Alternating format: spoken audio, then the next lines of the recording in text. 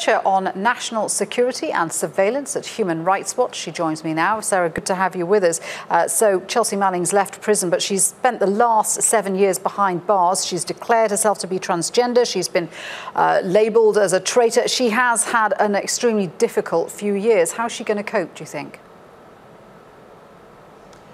Well, I wouldn't want to speculate on how she'll be able to cope psychologically with, what I'm sure is going to be an enormous transition. But certainly today, at least, is a day for celebration.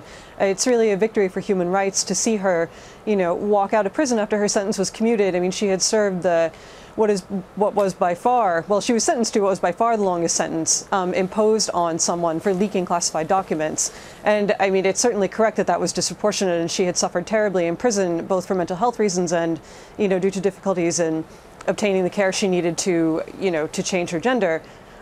So it's really a wonderful thing that she's able to walk out today, and certainly we hope that the coming years will be happy ones for her. Indeed. I mean, she is appealing her conviction, as we know. But, how does all of this affect whistleblowers and how willing they are to come forward when they want to bring things into the public domain?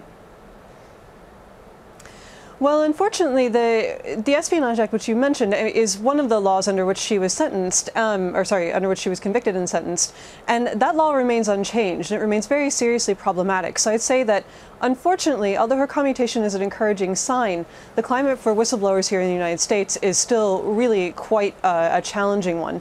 People government employees and contractors who are concerned about waste, fraud, or abuse still face very serious challenges in raising that, face a risk of retaliation, and face a risk of being charged under these laws, as do journalists who report on those things. Journalists who receive and report on classified information still face at least a theoretical, threat of being punished. And so, unfortunately, that situation remains unchanged.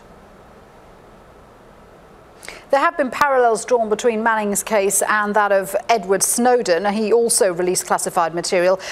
He now, of course, is exiled in Russia. What do you think the outlook is for him? Because there are calls for him to be pardoned for what he did.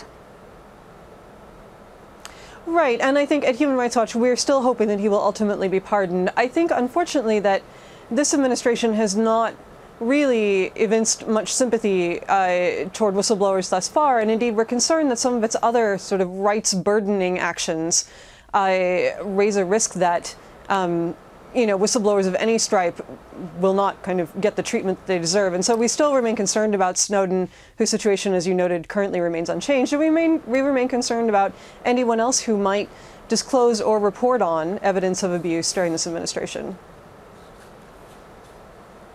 Sarah, thank you very much indeed for joining us. Sarah St. Vincent there from Human Rights Watch.